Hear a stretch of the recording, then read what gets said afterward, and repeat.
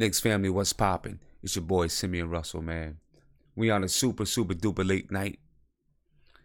So we gonna get this going anyway. Let's rock.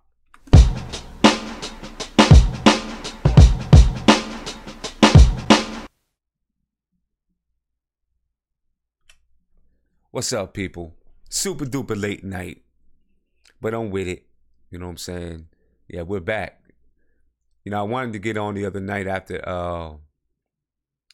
after the OKC game a couple nights ago, but just wasn't going to happen, man. I was out. Our tournament was in Atlantic City, so, you know, after the games, we went out and had a good time a little bit. Not the kids, of course, the adults. You know what I mean? But we back in the building. And, the game was tough tonight. It was a good game. It was a good game, but OKC, man, they just they don't got it, man. The chemistry's not there. The chemistry ain't there. They, like my man Ron Cleveland says, OKC looks like an AAU team that just thrown together and you throw them on the floor. You know what I mean? They have no rhyme or reason with their offense. They have no chemistry offensively or defensively. You know what I'm saying? You know, and I mean, you need to have chemistry defensively. A lot of people don't. I think there's a lot of people that don't understand that. But you need to have chemistry defensively as well as offensively. They have it neither way. The offense is just mumble jumble, man. I mean, they just run up the floor and whatever happens, it seems like. Yeah, man, you're right. They can't win with Westbrook. Westbrook is Westbrook does not manage the team. He just runs up and tries to get to the cup, run a screen and roll. Tries to find Steven Adams, but they can't get it with Westbrook. They need somebody who can, the formula that the Jazz is using, right? You have Donovan Mitchell, who can get to the cup. He can, he aggressive offensively, aggressively going to the basket, those type of things.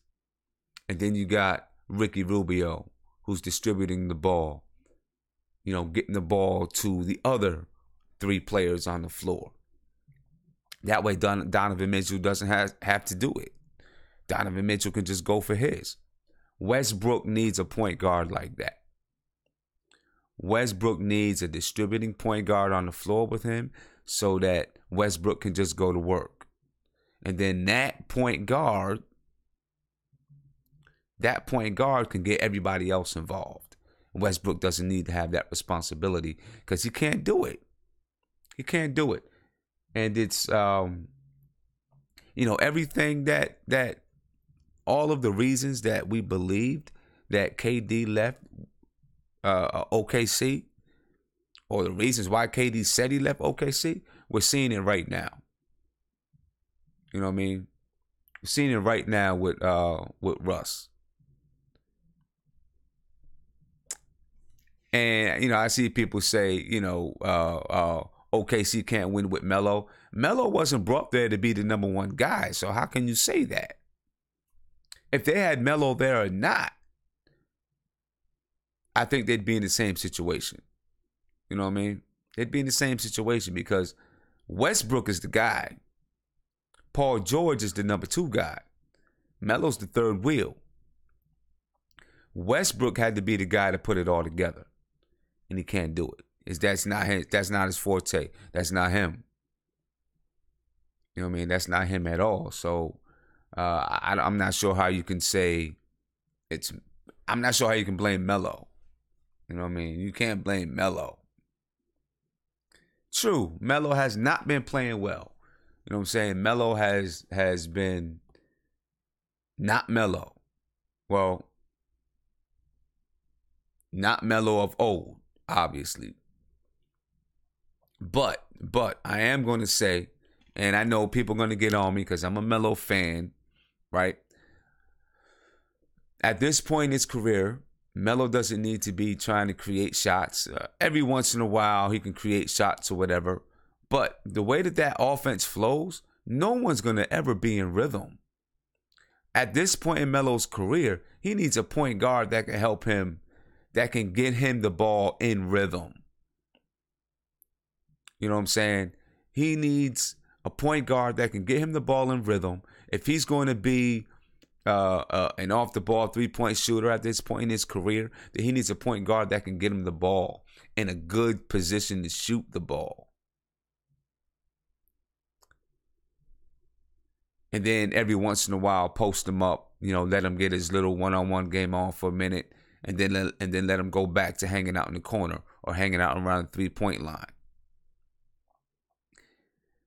I can't blame it all on Melo. I think that, I disagree with that. People say Melo needs to retire, those type of things.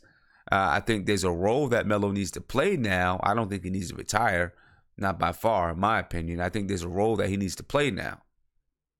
He's not, obviously doesn't have, the same legs that he had just a few years ago. But I still think he can be one of those guys that he's going to be 33 years old. I think Melo has a few more years in him if he has the right team with him. And I'm not talking about Melo being the leading guy. I'm talking about Melo being a third guy or maybe off the bench. But he needs to be on a squad with a point guard that can distribute the ball. Or if he teamed up with LeBron, he'd be, that'd be good for Melo, I think. I think that'd be good for Melo. Somebody who can find him, put him in positions to be successful. A guy like Westbrook, I don't think that's gonna work.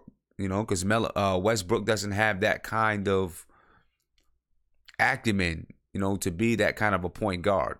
And Melo needs a guy like that. And I think that's the whole reason why Melo was pushing so hard to get to Houston. I think Melo knows it. I think Melo definitely knows it. I think his team knows it. And that's why they were pushing to get him to Houston. Because if he was in Houston, yes, Kareem, definitely. It would have been a perfect fit for him. He wouldn't have to do any of the work. Chris Paul would have been able to find him. James Harden is a good passer, would have been able to find him. And those guys, they play the game differently than Westbrook. Way different than Westbrook. Different than PG. He would have fit perfectly. And that's the reason why I think they wanted to get him to Houston. Because they knew. I see so many comments about, Melo can't even be Olympic Melo anymore and blah, blah, blah, blah, blah. But, when he played in the Olympics, he had people that really knows how to distribute the ball. Westbrook isn't that kind of guy.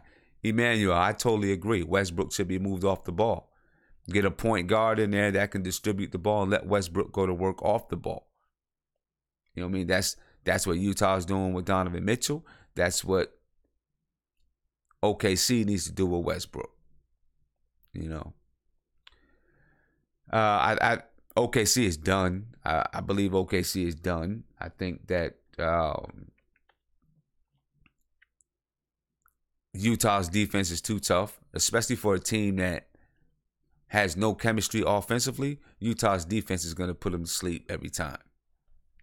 They'll put them to sleep every time. You know what I mean? I mean, if you look at this game tonight, OKC couldn't muster up a good shot. Yeah, Tony, CP3 would be perfect for Westbrook. Perfect basketball-wise. How would their personalities mesh? That would be the question for me. How would their personalities mesh? CP3 is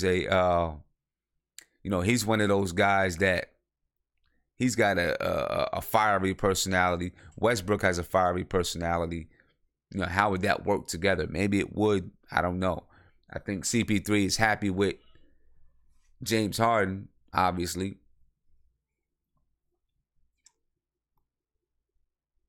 Emmanuel, you said we need to follow Philly. Well, we'll finish up with OKC, and then maybe we will jump into Philly and see what's up with Philly. Philly they're cooking right now. They're up 3-1 versus Miami. Stephen A. Smith says he thinks they're going to the finals.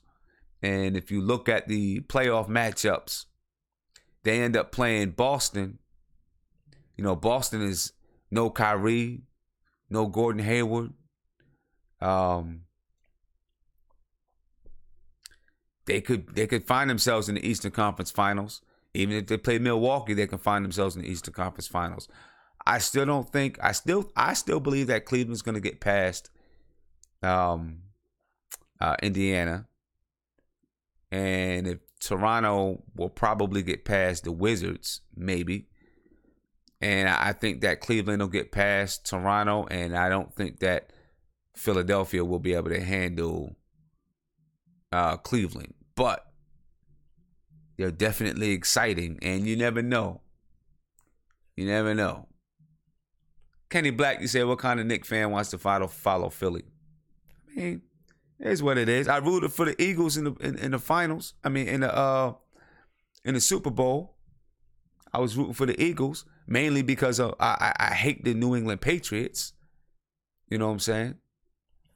But I spent a lot of time in Philadelphia, so I got a little bit of affection for the city. Yep, a little bit of affection for the city.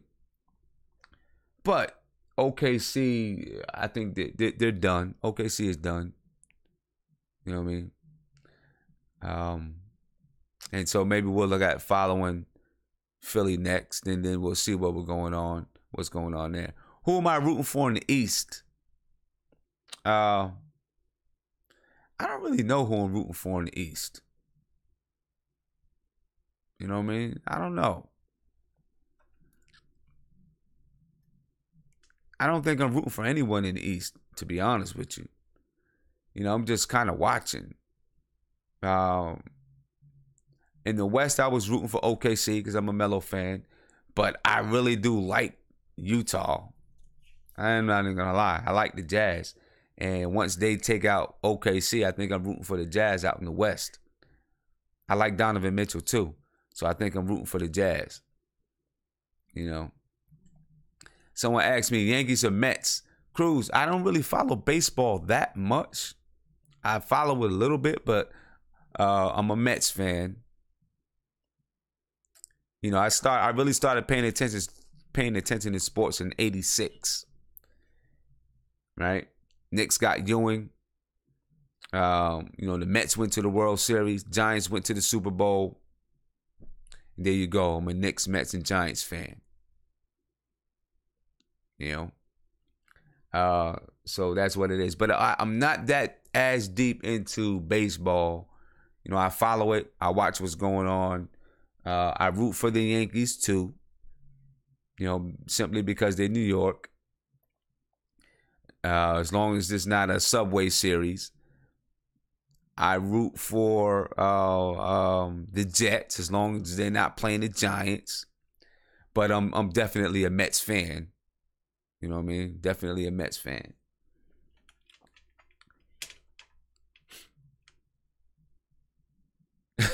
You said sorry.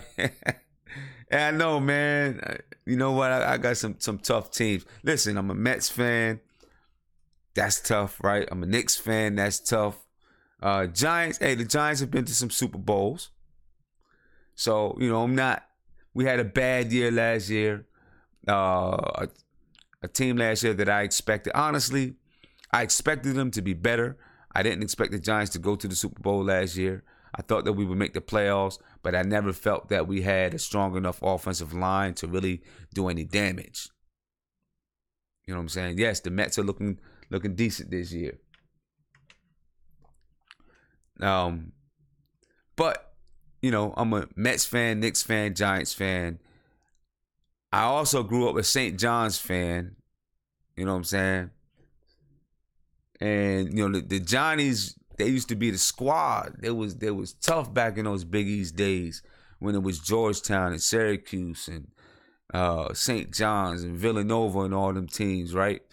And now, they switched up the whole Big East. The Big East ain't the same Big East. The Big East is all weirded out now. But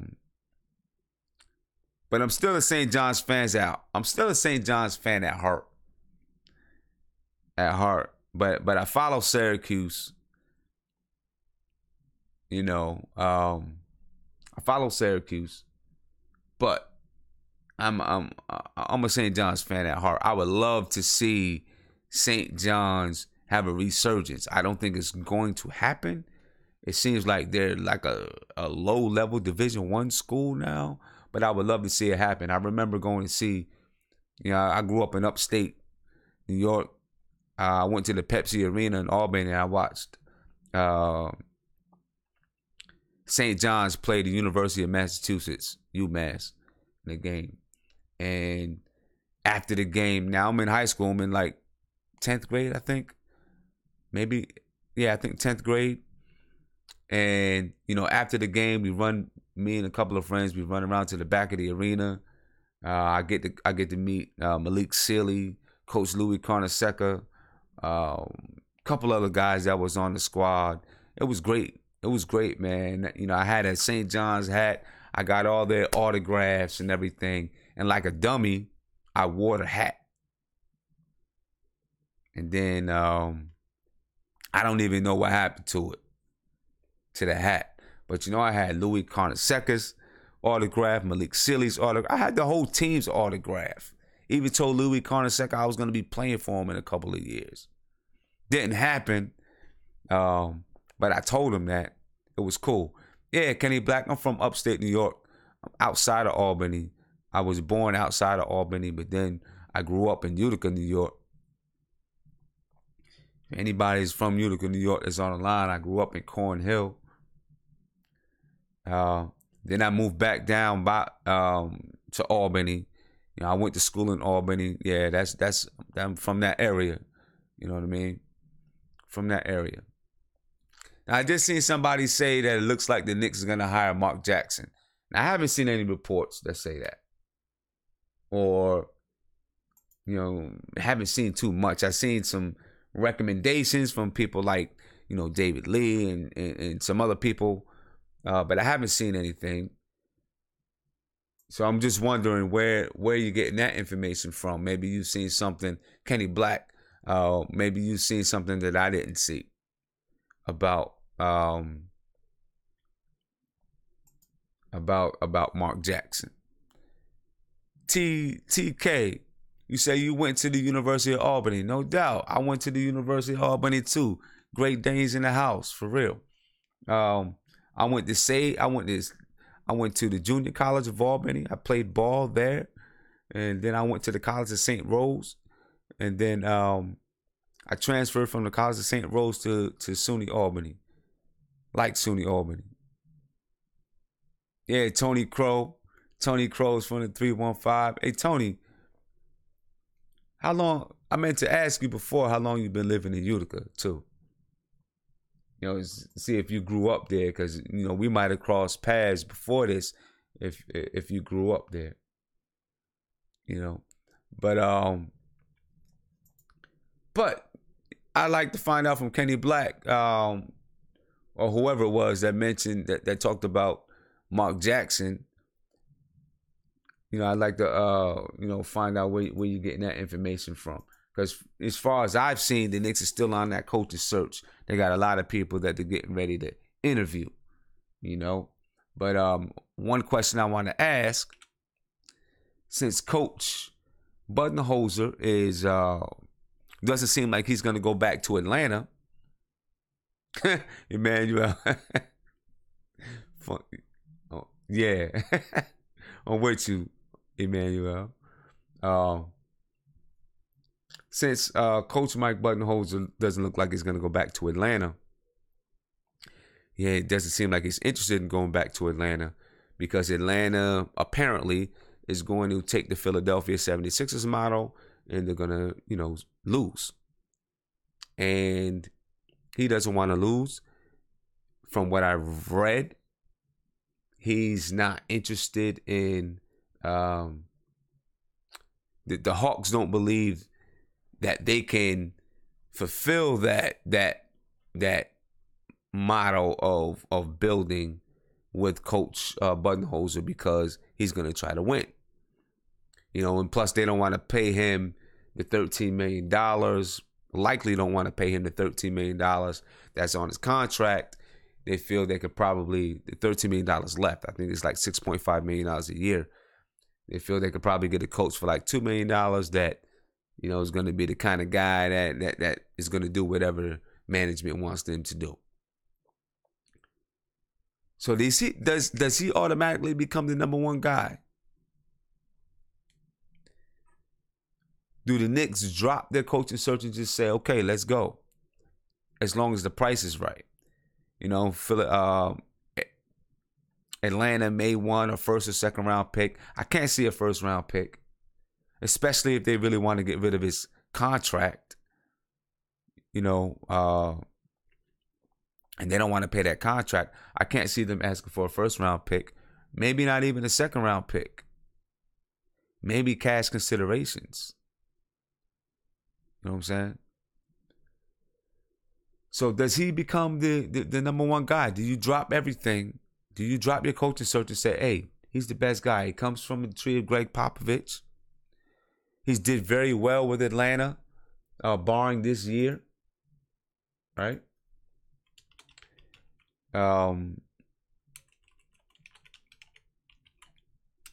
He coached, he helped. He was instrumental. He was instrumental in turning around Tim Hardaway. He was instrumental in developing or helping Devontae Carroll. He helped him get a lot of money. He helped Jeff Teague become a better defender, better point guard. Is he the guy we bring in? He's proven that he can develop players. That's something that we want in a team, in a coach, a guy that can develop players. The Hawks, under his watch, besides last year, they were decent defensively.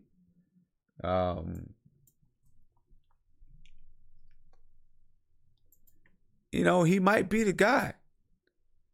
No, but if we got to give assets. But, well, sincere, what if it's cash?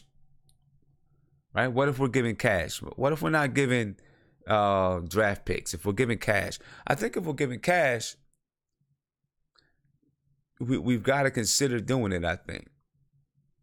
Is he the best coach on the list? Mike Woodson, Mark Jackson, Fizdale, Stackhouse, David Blatt. The list goes on and on for the Knicks. The list goes on and on.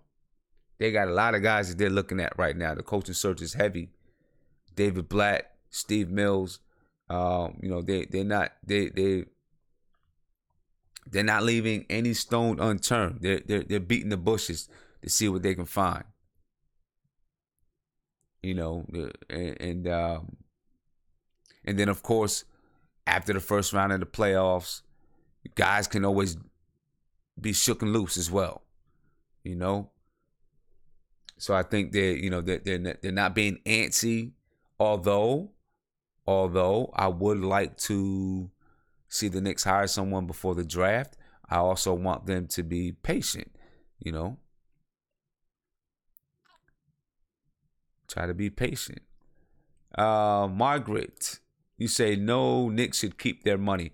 But see, I don't think that money won't count against. I'm not sure. But I don't think that if the Knicks pay cash considerations to Atlanta, I don't think that money counts against their cap. I don't think it counts against the $3 million that they can pay for like a second round draft pick. I don't think it counts against any of that. Now, I could be wrong. And maybe it counts against the money that they could give up for a draft pick. I think the Knicks, teams in the NBA are allowed to give up like $3 million for a draft pick, cash considerations for a draft pick or something like that. I do not think that money would affect if they gave cash considerations for Budenholzer, I don't think that it would affect that $3 million cash that they can use. I don't think it affects anything, right? There is no limit. There's no cap on paying coaches or developmental staff or doctors or anything like that. There's only a cap on players. You know what I mean? So I don't know where it would hurt if they only want cash considerations. I don't think it would hurt. I'm thinking, they would $3, $4, $5 million or something like that. I'm pretty sure it doesn't count towards the player's cap. What I'm wondering is, does it count anything towards that $3 million that teams can use each year to buy draft picks if they choose to, or to include in trades? There's this $3 million that you can use to include in trades, or you can use it to buy draft picks. I'm wondering if it affects that at all. I do not think it does. I don't think it affects anything as far as players are concerned or draft picks are concerned. So if it's cash considerations, I'd be on it. I would definitely be on it. If you look at the Hawks, let's see. How long has Coach Bud been coach of the Hawks? The last few years, the Hawks have been 60-22. I'm sure he was the coach then. 48-34, 43-39. This year they were 24-58. But let's not forget they lost Paul Millsap. They lost Tim Hardaway Jr. They lost Jeff Teague. They lost some guys. Lost some players. For all intents and purposes, man, he seems to be a pretty good coach. Tony, you say it is the same money as that $3 million. Might be. But it would be just 1 year, right? Even if he was the guy and you wanted to bring him on, it would be just 1 year that you have to use that money. We have a second round pick this year. We have our first round pick. So, it might be worth it if we believe he's the guy. Shamik, appreciate the super chat. You say he preaches movement in D and grooms young talent. Yeah. That's the kind of guy we want here, right? And grooms young talent, teaches defense, movement on offense. That's the kind of person that you want. So we'll see where this goes. Has he already interviewed? I don't remember the date or when he's supposed to interview. And also, I think this is besides the point. This is, Frank Isola, of course. He's always got some kind of something. But what Frank Isola is saying is that Budenholzer's connections around the NBA could make him the right fit for the Knicks. I'm tired of hiring coaches simply because they have connections, or thinking that a coach or a player, we should bring in a player or a coach or an assistant coach. Yeah, he did on Sunday. Yeah, I remember that. Yeah, I remember now. Or an assistant coach because they have connections. Now, what Isola is saying, is that he has connections with Kawhi Leonard, and some other people. I don't know. I think that we need to get past that. I don't care, what connections they have. I just want to bring in a coach that's going to do the job. You know what I mean? Bringing a coach is going to do what we need. I could care less if they have connections with Kawhi Leonard, Tim Hardaway Jr., Malik Rose, whoever. It doesn't matter to me. Let's just bring in the right guy. Let's bring in the right guy and bring in, and then let him bring in his assistant coaches. Let him help out with his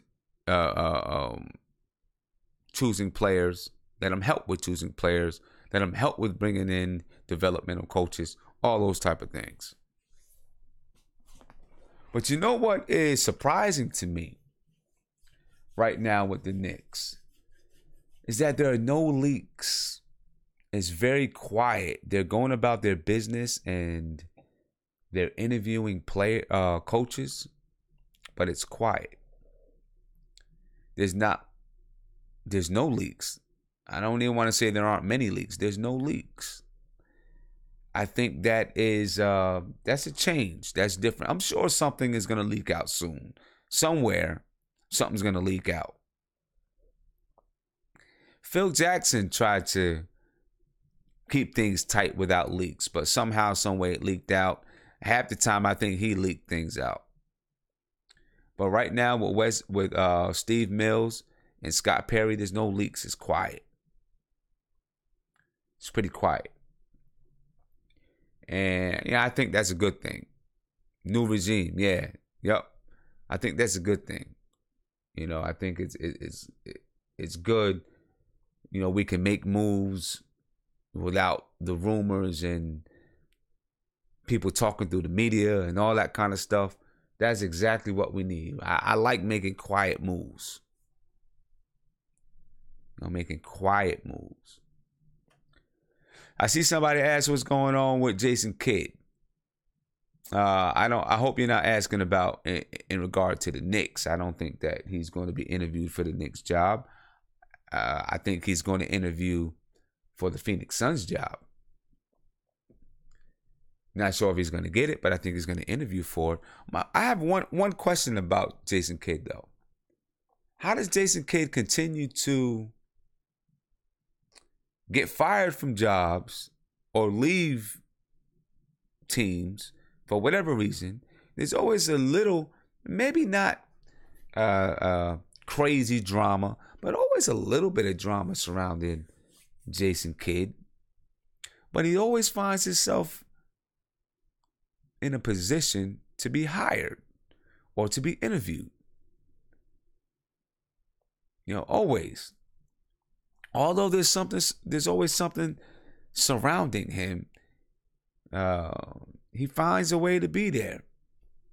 Shout out to Jason Kidd for that, or his team, his agents. You know what I mean?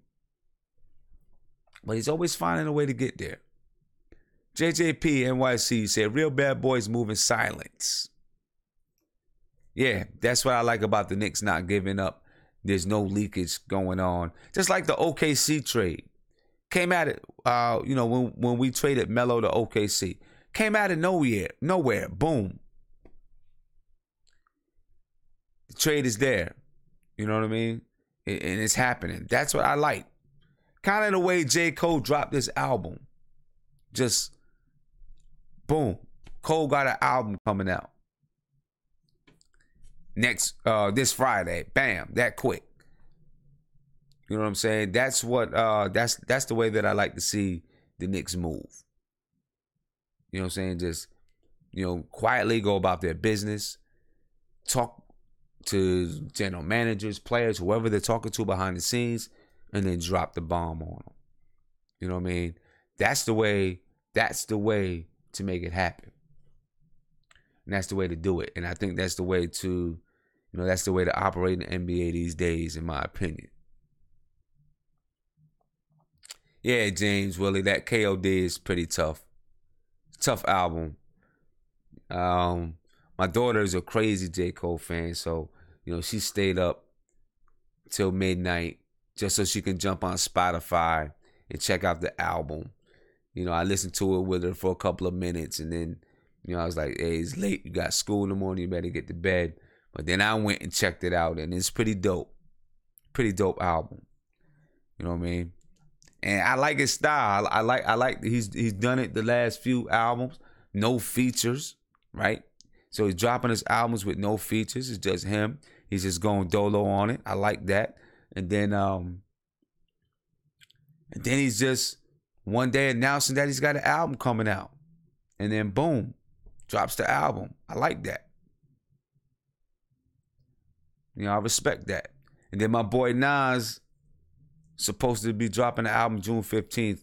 Kanye West says Nas is going to drop an album June 15th. Kanye West is producing the album. I hope that is happening. But Nas throws a lot of pump fakes. Nas be down on the box, pump faking like a mug. Says album coming out and then it don't come out. So we'll see what's up with that. But anyway, let's get back to the Knicks. Get back to the Knicks. I see somebody talk about Rod Strickland. And I probably should have had that up there. But yeah, let's talk about Rod Strickland. Rod Strickland to mentor Frank.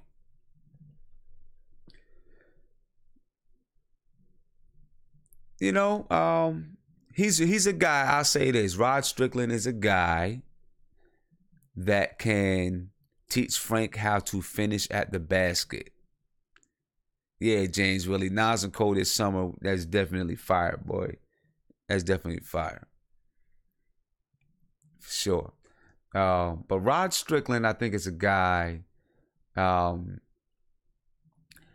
can teach Frank how to score, how to finish at the basket. You know what I mean? That's something that Frank definitely needs. That's something he needs. Is to learn how to finish. He can also help Moutier learn how to finish. Moutier probably needs it more than Frank. Because Moutier can't finish at the basket for nothing. Someone like Rod Strickland come in, help these guys learn how to finish at the basket, get to the basket. Rod Strickland was one of those guys. He was one of, Rod Strickland could get to the basket. And he was tough. You know what I mean? He was tough getting to the cup. I wouldn't mind seeing Rod Strickland come in as a developmental coach. You know what I mean? And, help teach Frank, Moutier, and them guys, how to finish at the cup. Right now, you say the Knicks need to re-sign Felton as soon as the season is over. Nah, man. I'm cool. You can keep Raymond Felton. What we going to do with Raymond Felton? Raymond Felton, he still can't stay in shape. I mean, I ain't going to front. I've seen him put in some work this year. But, that man needs to stay in shape. Excuse me. But, Rod Strickland is putting his name out there. Excuse me again. Allergies, man. So Rod Strickland is putting his name out there, and I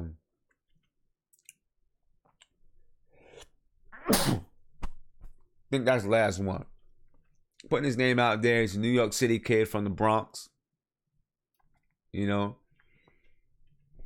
He's definitely a guy that I think can help Moody and help Frank, and we need to get those kind of guys on our developmental team. We need to get them there.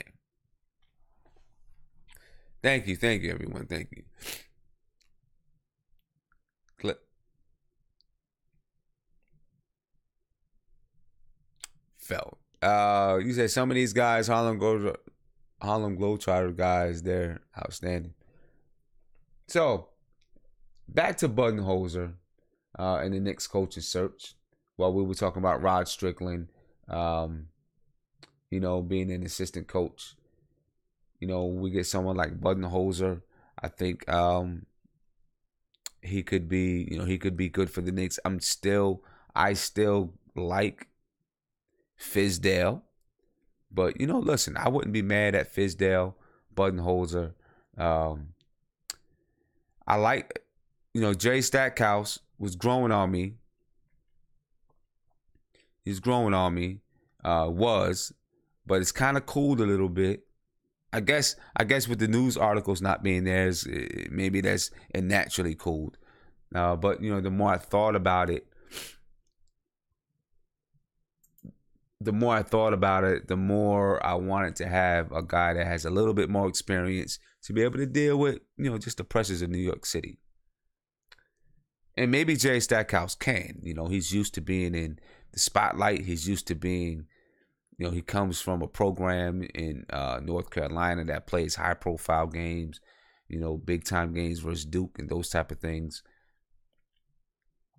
So, I'm sure he's used to dealing with with that kind of a spotlight on him. I still think an experienced coach is the way to go. I think is the way to go. And with Coach Bud, like James Willie is saying, he was Pop's assistant for years, and it would be good for us to bring some of that culture into New York, some of that San Antonio Spurs culture into New York. So we'll see what happens there. I guess my question to you all: if you know that Budenholzer wants to coach in New York, and this is what he said. He said that he wants to coach in New York. He would love to be in New York. Do you just drop everything? Do you drop and say, okay, this is it? And if all Atlanta wants is cash considerations, you drop everything and go get it. Margaret Edwards, you said we need a coach who loves the Knicks the way we do and wants the Knicks to win. Okay, so you want someone who has that passion, is not just coming to get a job. I feel you on that. I get that. You know what I'm saying? Because with the Knicks are that kind of a team, right? When you talk about fans, fans is short for fanatics. And with New York Knicks, we are definitely fanatics of the New York Knicks. Definitely. See, James Willie, that's the one thing. I don't want to hire a coach just because they have a connection with players. You say, Coach Bud could help us chase Kawhi Leonard. I don't want to hire a coach just because they have those connections. I want to make sure we hire a coach that's going to be able to get the job done, those connections or not. Now, but that's all. That's a little bit of icing on the cake. Although I'm not crazy about Kawhi. I just have too many questions about Kawhi. Is he injured still? See, this is my thing with Kawhi. I feel like this. One, is he still injured? And that's why, is he still injured? And that's why he can't play? Left his team out in the cold. And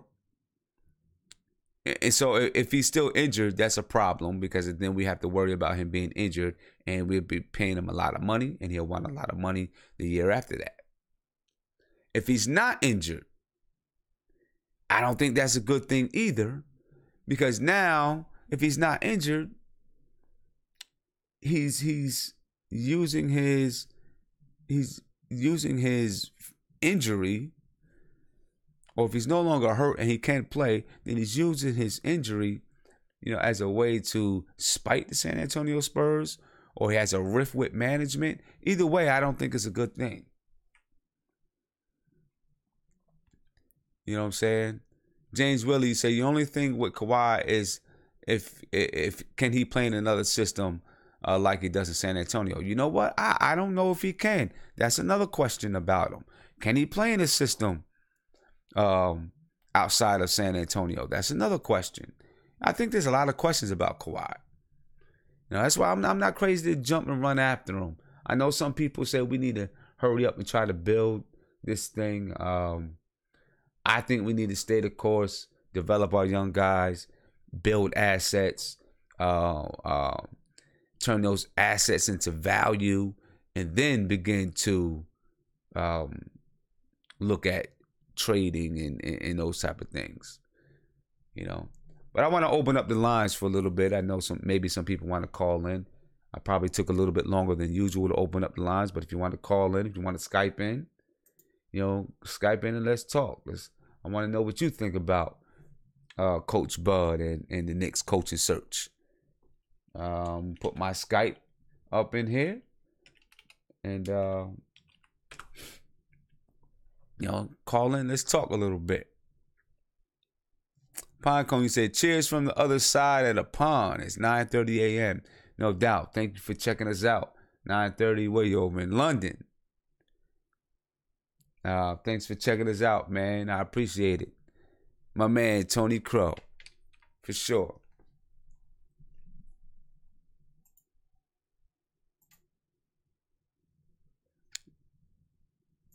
Trying to get you up here, Tony. My man Tony, can you hear me?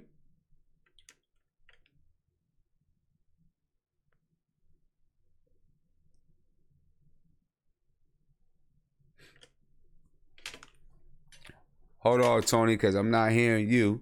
I don't know what's going on with my set here, but I'm not hearing you. I'm having technical difficulties over here, I guess.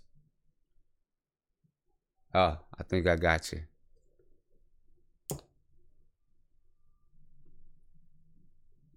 All right, I'm good now. I was having some technical difficulties here. That wasn't on your end. All right. My man Tony Crow, what's popping, bro? What's happening with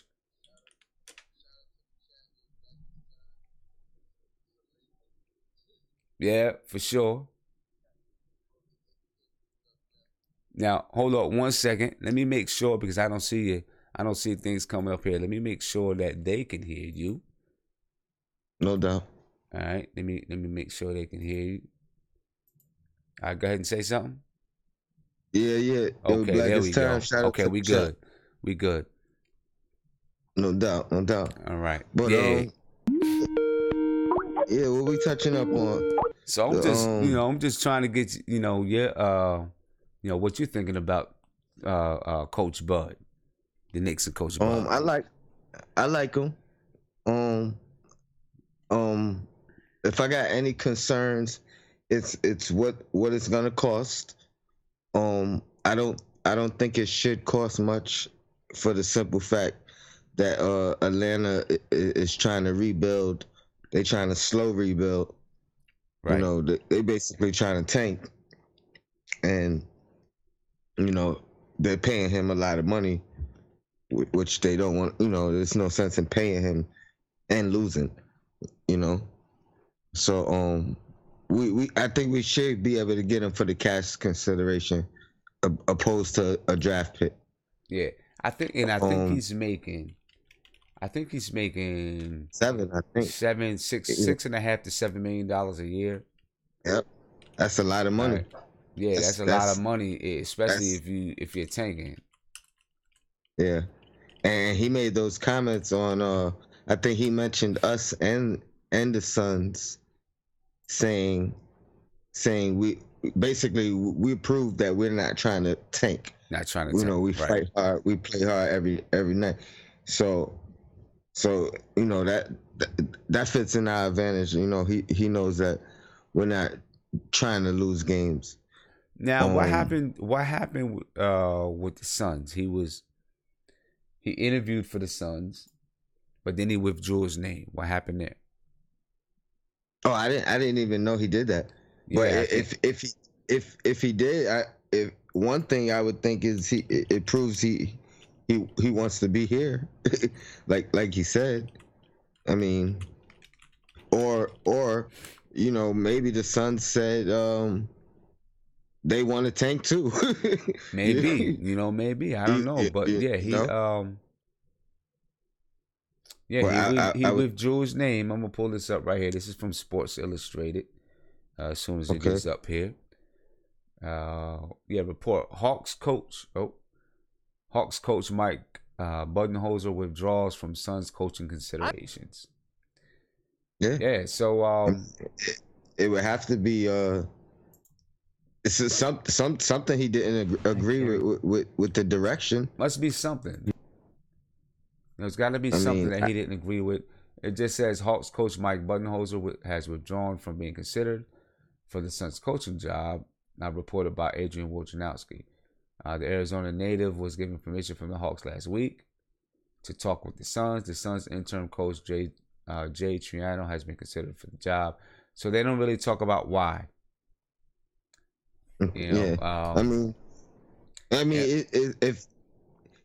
could be a nice way of them saying, it was you say you withdrew, and not like we went in a different direction, or it could just be him saying that he doesn't agree with the direction that they're going, so he just withdrew, or he got word somewhere that he'd be really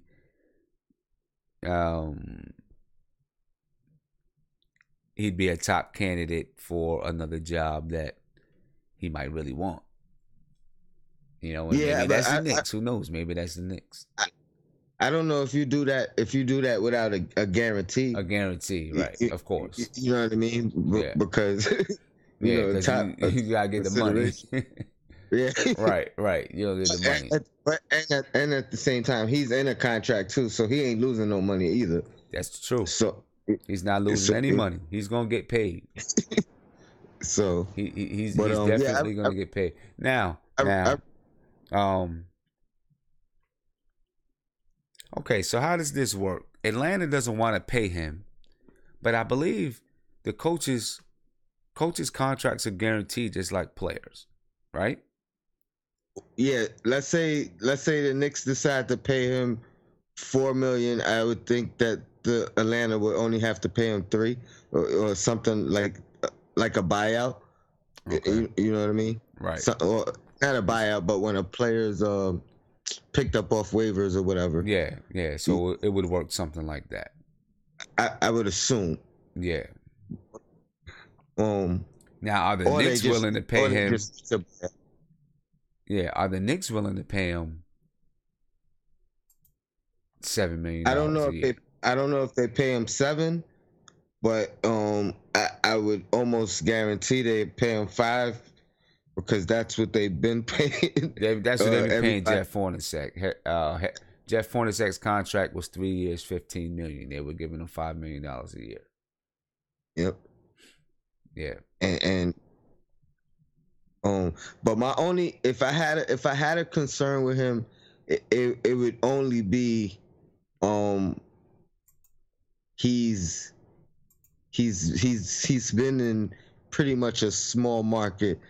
And I don't know how he would handle the New York media and pressure. If everybody, meaning the fans, the media, him included, and management are all patient, then you know what I mean. Then I'm all for it. But I mean, and that's the main thing, patience. Because I mean, you hear, he wants to win. He doesn't want to tank. He doesn't want to lose. So I don't want him to be that coach that wants to make these same mistakes the Knicks been making for years, going after win now situations. I understand that. As opposed to developing. I don't want us, the fans, to flip out and want more production, because I really think you got to give a pass on next year. And not have high expectations, right? And the same thing with management, you know. So if everybody's patient, then I think it could work beautifully. And that's pretty much my only concern. and you know, I don't think that he's going to. I think he'll coach the players that are there, right? And the Knicks will probably try to, if they have money in free agency, they'll try to add pieces that could help them be better for now and the future. I think with Atlanta, they're basically like, we're not even going to try to add people in free agency. We are simply going to lose. You know, and maybe he's just, I don't want to be part of it. And coming from, he was an assistant coach with Coach Popovich for 15 years. Right? 2 stints, right? Was it 2 stints? You said. I'm pretty sure he had 2 stints with them. I'm just reading here. It says he spent over 15 years as an assistant. So, it could have been over 2 stints. But he's coming from a winning organization. Losing on purpose is not going to sit well with him. Yeah, absolutely not. Yeah, it's not going to sit with him. But he definitely jumped. He jumped everybody on my list. My only really concern was, how he would deal with the New York media, which I usually don't agree with Stephen A. But when he said the whole thing about Mark Jackson being the face of of New York and being able to take that pressure, that made perfect sense to me. And I was pretty much thinking the same type of thing. So, but yeah, other than that, yeah, I agree. I think he's the best guy for the job. Best guy for the job. Yeah. So, I mean, you know, I've seen some people say no. So did the Knicks drop everything and just offer him the job? He has absolutely no baggage. That's the truth. That's true. The only reason I don't say like offer it right away is I don't know if they interviewed everybody. I think if you have an interview scheduled, you gotta, you know what I mean. You gotta honor that. You honor it. You honor it. Yeah, I get that. Definitely. If you have an interview scheduled, you honor those interviews just out of respect. You don't want to waste anybody's. But then again, this is my thing though. This is speaking as a, you know, I've been you know, in a position to hire people. If I know that I'm gonna hire someone, I don't want to waste my time or that person's time, and I think that person would respect it if I don't waste their time either, knowing that I'm not gonna hire them. I've been in that position hiring, and I've actually told the person you most likely have the job, but I do have 2 more interviews. You know what I mean. I think that's honorable as well, because you never know, you know, to take away a person's opportunity. You know, you never know what you're losing out on, and you never know how that could come back to, you know, bite you. That's true.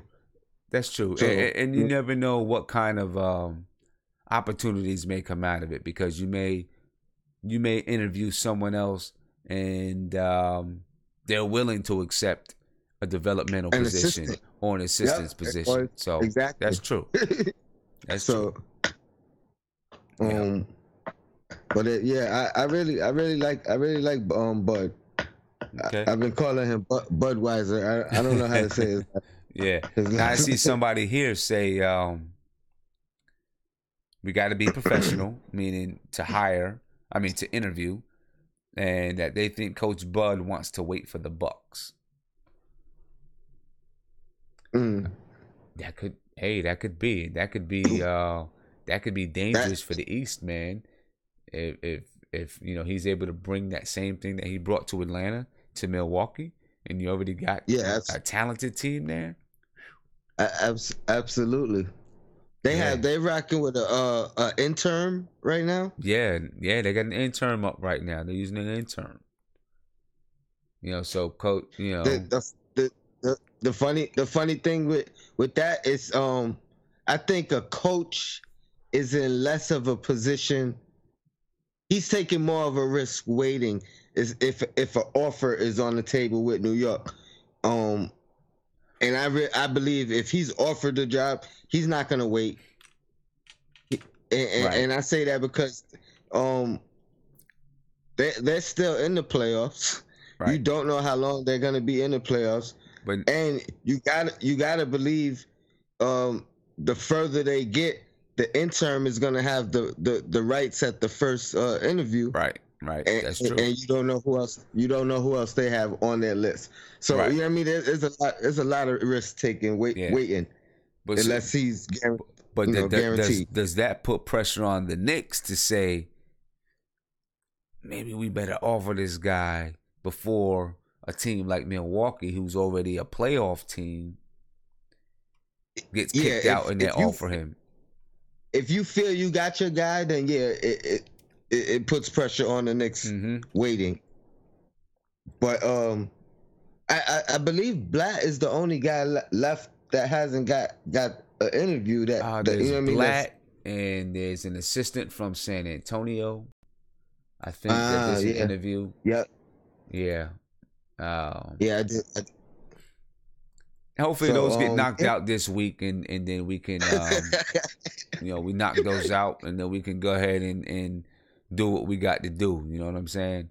And make something happen.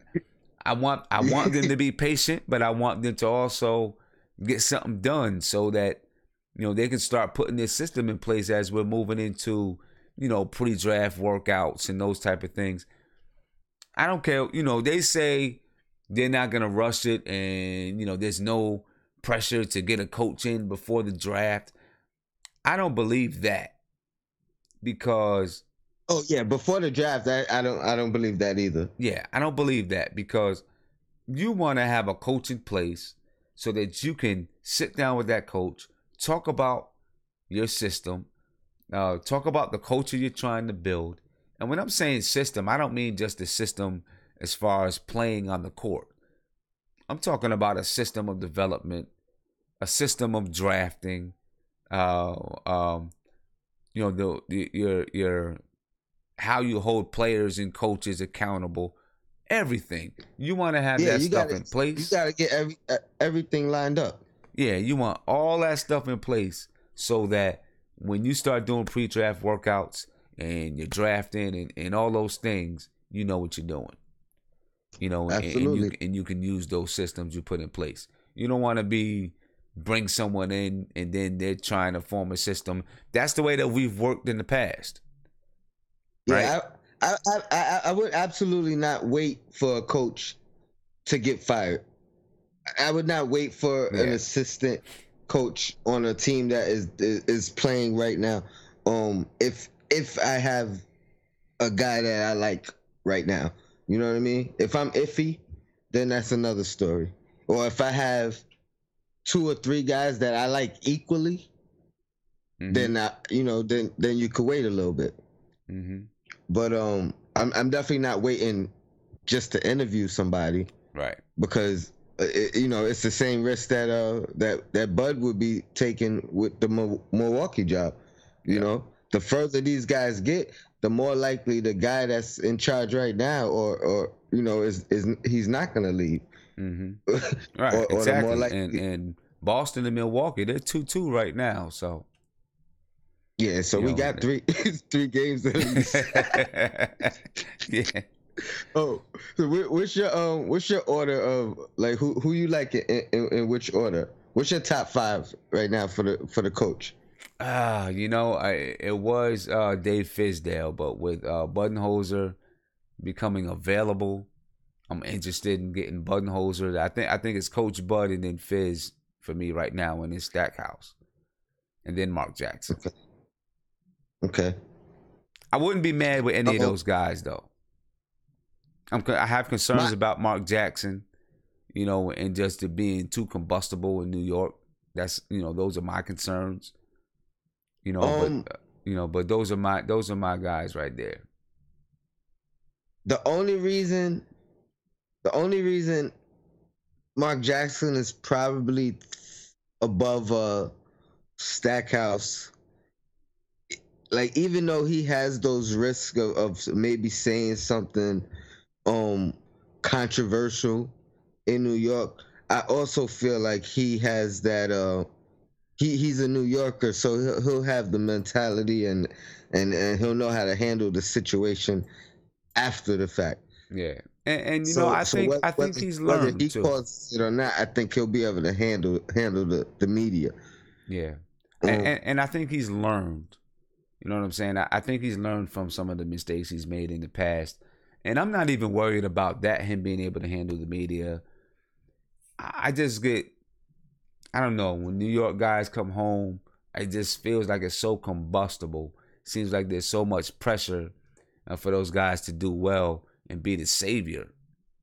Right? Well, I just feel like it's so combustible. You gotta believe.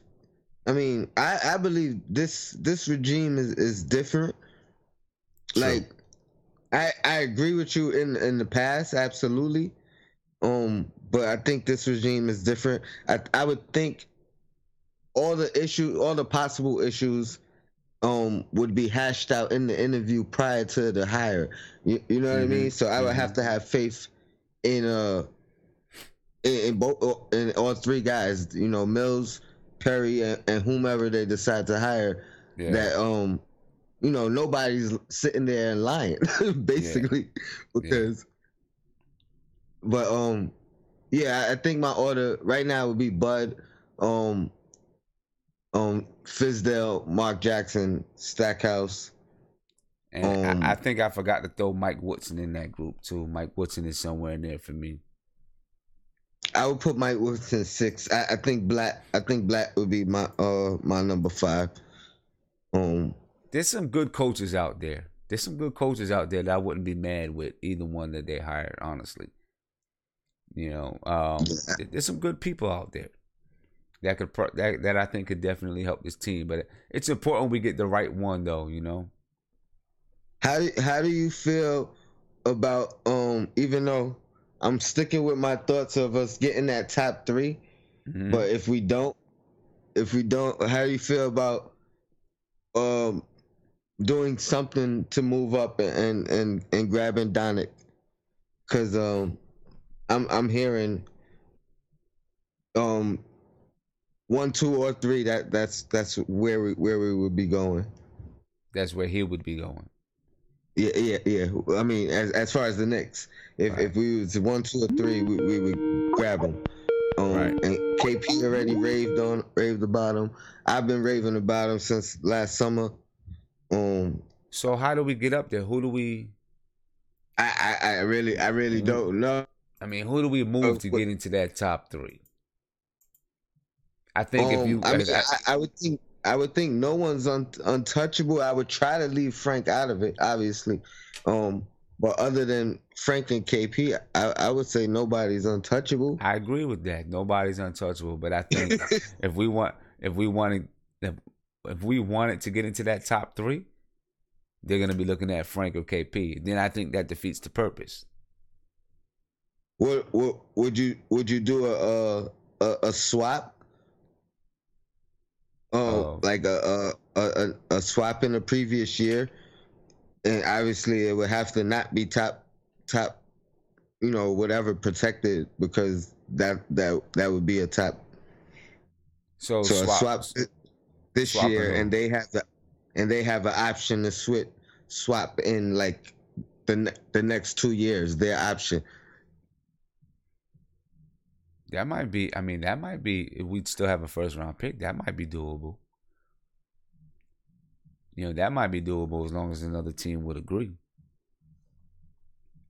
I'm interested to see. I'm interested to see, but I think Scott Perry. I think he's got something. He's got relationships across the league. I think he's got something up his sleeve. I think he'll do something. I think he's got some moves to make. I believe so too. I think the Knicks will be relatively happy with how the draft turns out with whomever we pick up.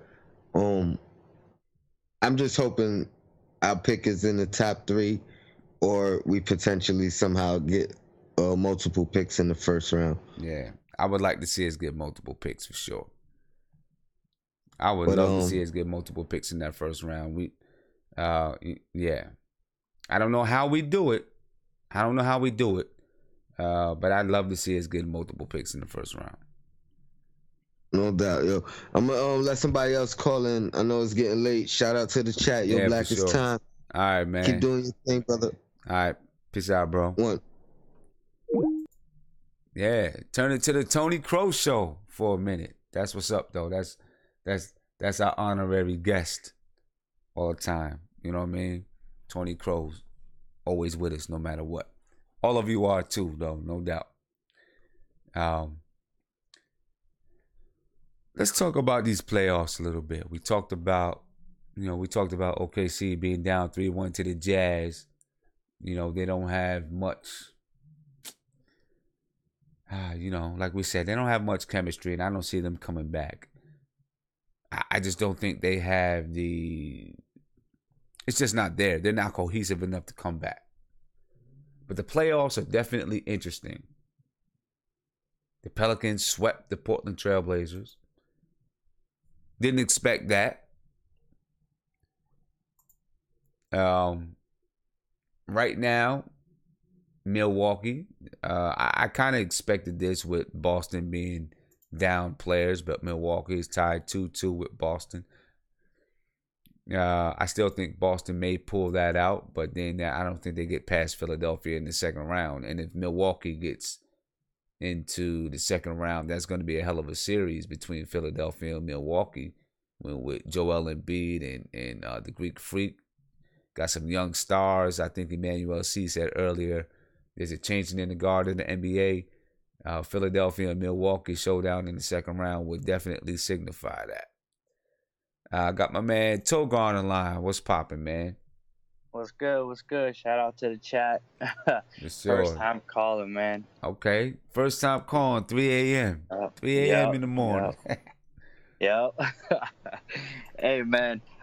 On some real, though, like, I have hella respect for you because, you know, like, it just sucks going on ESPN radio and listening to these guys talk about the Knicks and just bashing on them. And, like, we can't even relate to them, you know? Right. So it's like, one of these days I'm going to call in on there and just name drop you for the real Knicks fans. I feel you. You know? I feel you. Yeah, I appreciate that, for sure. Yeah, no doubt. Yeah, the NBA playoffs, man. I think Melo is washed. Like, it's crazy. He's only 33, but, like, maybe that knee injury just completely drained him. Completely, you know? Either, like, the only way I could see OKC being competitive in this series is if they move Melo to the bench. And who they have at the fourth, the guy they got from the Rockets, I forgot what his name was, Patrick Peterson. Mm-hmm. Right? Yes. Have him start at the 4 and have Melo come off the bench. I don't know. I think Melo's ego is too big for him to do it. But I mean, if they want a chance. Billy Donovan can do what he can do what he wants, really. Yeah. I don't think they're gonna do that, but. Yeah, true. I don't know, man. He doesn't have the same lift, that's for sure. Yeah. You know what I'm saying? He doesn't have the same lift, but I think a lot has to do with the chemistry of the team, though. They just don't mesh well. Yeah. I just think, you know, it's crazy because, like, Westbrook's a great player, but, you know, he's like a playground type of player. You know, it's like it's all me, like, you know, just running up and down the court, yamming on people.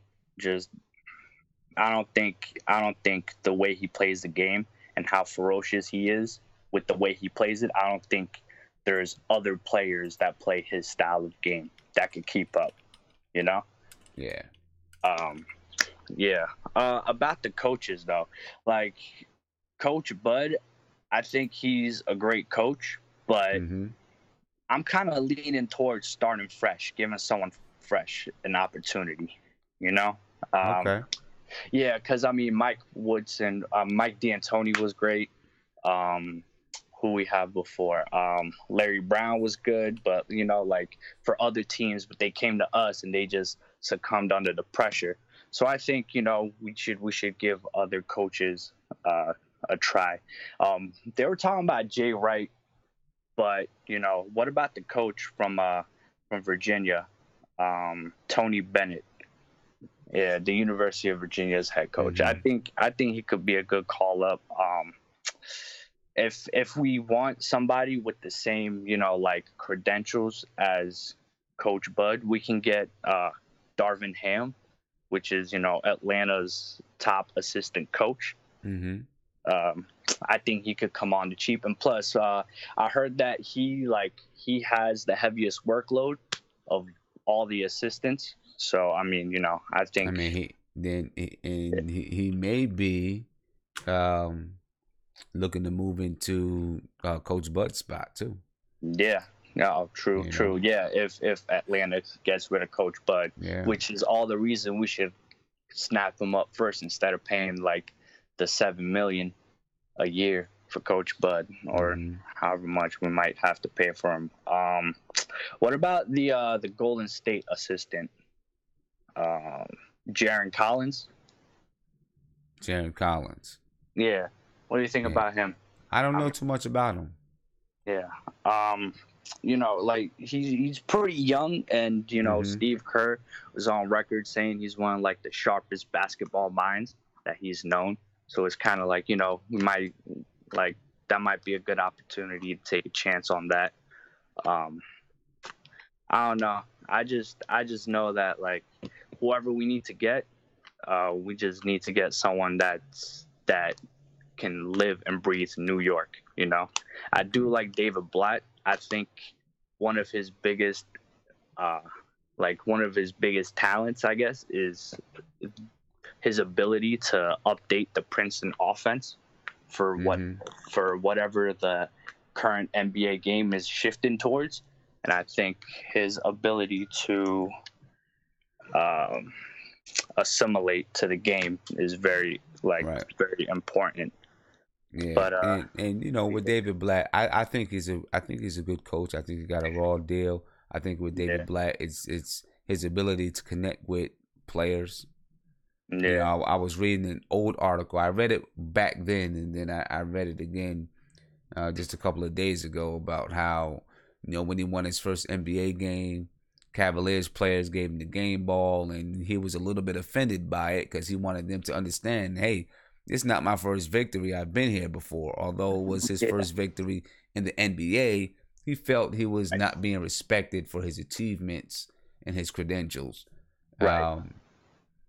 You know, I mean, I'm all for, you know, I don't want the Knicks to go after a name. I want to make sure that they're looking at the credentials and not just the credentials, but the skills that the coaches are going to have to develop players, to coach the team, to manage their assistants and all those type of things. You know? Yeah. I think people overlook his achievements in Europe. I mean, he's won like over 7 championships in 4 different countries. Right. So I mean, you know, Euro leagues, Euro Cups. I think he was recently in Turkey, coaching the team that was maybe like the 5th or 6th best team in the country, and he took them to like the Euro Cup, which is like the 2nd tier European championship competition or whatever. So I mean, you know, like that's pretty, like to me that's pretty impressive, because the players that he takes and just slots them in a system and you know, improves them, I think he would be a good choice for the Knicks. Yeah, I was listening earlier to your last episode, I think, and like some guy was saying that he got a raw deal because of LeBron, and I agree with that as well. And I think he did. I think he did. Yeah, but like I'm gonna let you go real quick, but I just got one more thing to say. Okay. I think we should let Kyle O'Quinn walk, and I think we should bring back Noah to replace him, because I kind of think he got a raw deal, because, you know, it's like Phil gave him the $18 million, so it's like I'm pretty sure if Phil gave him like $8 million, he would have still signed, because I think that whole Washington Wizards contract offer was a bluff, because they got Gortat or whatever. That was a bluff by his agent. But yeah, I mean, Noah wanted to be in New York, so I think, you know, he got a raw deal, and I think if we let Kyle O'Quinn walk, I think we can get Noah to play like the backup center, and I think he would do a good job doing that.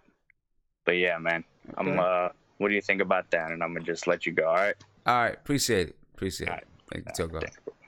Yeah, about Joakim Noah, and of course we see Joakim Noah's out in the jungle wherever he is, and he got his beard shaved or beard colored blonde, doing whatever he's doing. You know, Joakim Noah is a different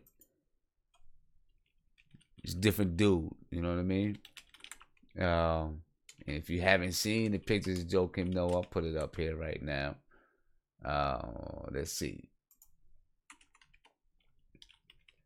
But you know, as far as Joakim Noah taking over for, well, being the backup center, I don't think that Joakim Noah can play the amount of minutes that's needed right now, in my opinion. I think that Joakim Noah is I think he can maybe benefit a team, help a team, but I don't think that he can play the kind of minutes that you would need Kyle O'Quinn to play. That's why I think we have a problem. And then, Kylo Quinn can spread the floor a little bit more. He can shoot the mid-range shot. Hopefully he can expand that shot out to 3. And I don't think Joakim Noah is going to be able to do that. Now, Joakim Noah maybe is a better defender, or at least once was a better defender. I don't know if he's a better defender now. But I do understand what you're saying. We're paying $17, $18 million a year for Joakim Noah. We need to get something out of the kid, right? But if we're talking about, building a team, there's nothing we can do. That's kind of a sunk cost. There's nothing we can do about that money right now.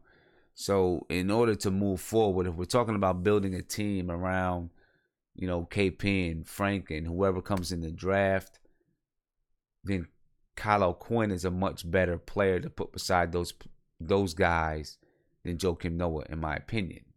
But I still do think these last 2 years on his contract, we see what we can get out of him. And maybe he can be, a motivator. Maybe he can be a guy that comes in and gives you 10 minutes a night, 15 minutes a night. I don't know. I do think we try to get as much as we can out of him, though. At least see if we can get something out of him.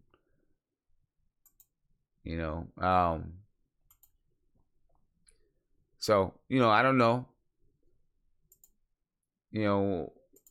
It's a tough situation for Joakim, because especially right now, he was brought in to run a triangle and to be a facilitator of the triangle. We're not going to be running the triangle. So then how useful is Joakim Noah going to be? We'll have to see. We'll have to see. Here's our man, though, Joakim Noah. You see him with the blonde beard somewhere. I don't know where he is. There he is. God bless. God bless the earth and the trees and the sun. All that.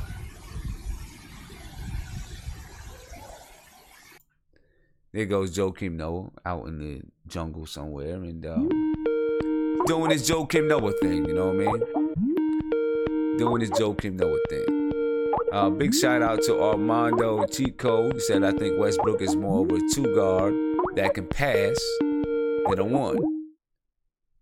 You know what? I agree with you. I'm with you 100%. I think that he's definitely more of a 2-guard. He needs to play with a point guard that can distribute the ball. You know what I'm saying? And if he gets on a team, if he has a point guard, I think right now, if he was that shooting guard and they had a point guard like a Chris Paul or even a Ricky Rubio that could distribute the ball, OKC would be really, really tough, in my opinion. Really, really tough. But before I get out of here, let's just take a look at these NBA playoffs real quick.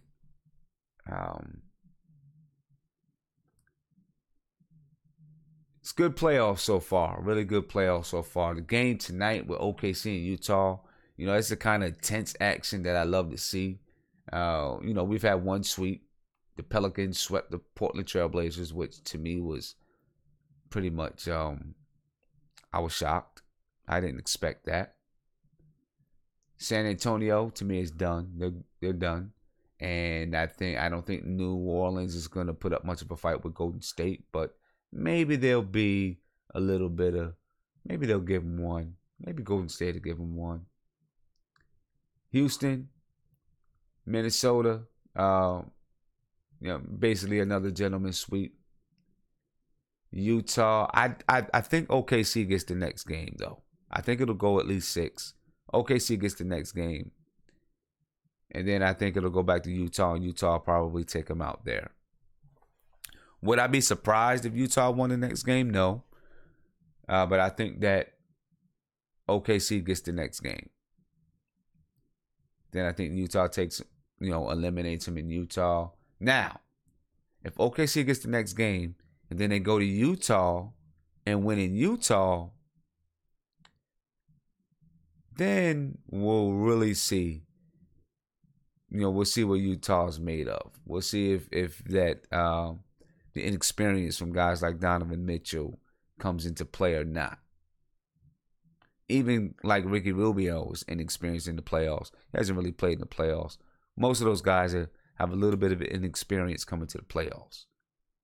You wouldn't know it though by the way that they're playing. But if they do get past, and I think Utah is going to win the series. I originally thought OKC would win the series, but now I believe Utah is going to win the series. Utah versus the Rockets. Rockets is just going to be too much, in my opinion. Rockets will be too much. I think Utah will put up a fight. I'll be rooting for Utah, but I think the Rockets will be too much. We'll see the Rockets and the Warriors in the conference finals, and I think the Rockets will take it. In the East, I'm not sure about this Boston and Milwaukee matchup. I think I'm still giving it to Boston just because they got the better coach. But I wouldn't be surprised if Milwaukee took it. Either way, I don't see Milwaukee or Boston getting past Philadelphia. Philadelphia, the way it is right now, Philadelphia and Milwaukee is probably the more entertaining matchup. Philadelphia might be getting to the conference finals. At least. They might be getting to the conference finals at least. I think in the conference finals, they run up against Cleveland. I think Cleveland takes out Indiana. They're fighting with them, but I think in the end, Cleveland takes out Indiana. Toronto will take out the Wizards. I think Cleveland will still have... Toronto can't stop LeBron, so I think that Cleveland will take out Toronto, and then I think that Philadelphia and Cleveland in the conference finals, I think Cleveland will have... They've got LeBron, and I don't think he lets them lose against such a young team, in my opinion.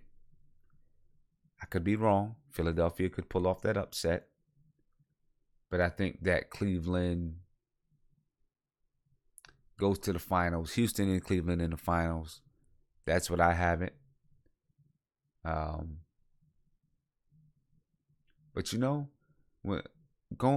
thinking about Houston and Golden State, Chris Paul's never been that deep. James Harden clammed up last year. Mike D'Antoni's been there once. I don't know. Golden State might just know what they're doing.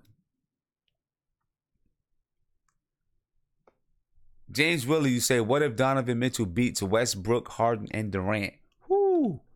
You know what? He's already making history in the playoffs as a rookie, man. And hey, I can't say enough about the kid. Spider's killing it, man. Donovan Mitchell is killing it. Can't say too much. Can't say enough about him. And if he the thing is, I hear Kenny Smith and guys say it all the time. Sometimes inexperience benefits your team because you don't know that you're not supposed to win. Right? It's so green that you don't know. You don't know. And it's kind of like that right now. And to have a rookie in the playoffs that you really haven't experienced. See, most of the guys that are in the playoffs year after year after year, people know how to scheme for them because they've seen these same players before time and time and time again. But nobody knows how to scheme for Donovan Mitchell because they haven't really seen him. They haven't seen him. So they don't know what he's going to do new. They don't know how to stop him yet. They don't know how to plan for him. That can be very dangerous in the playoffs because you don't know how to plan for the kid.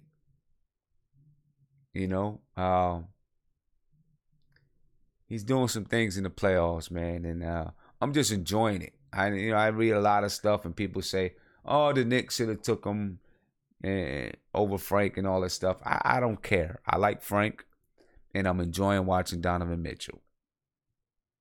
You know what I'm saying? It is what it is. I like Frank.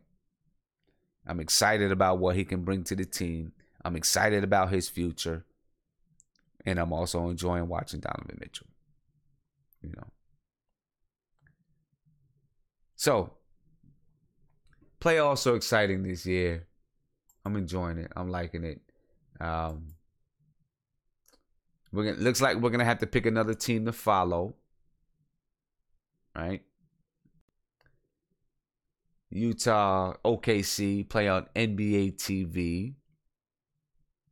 Well, I might as well say tomorrow. It's no longer tonight. Tomorrow night. It is now Tuesday morning, 3 o'clock in the morning. So Wednesday night, tomorrow night, Utah and OKC play at 9:30, and I'll be on after the game. Once OKC is eliminated, which I think it's going to happen, then we'll choose another team to follow. Looks like most people want to follow Philly. We'll probably follow Philadelphia, and go on from there. All right, but I am going to log off tonight, my people.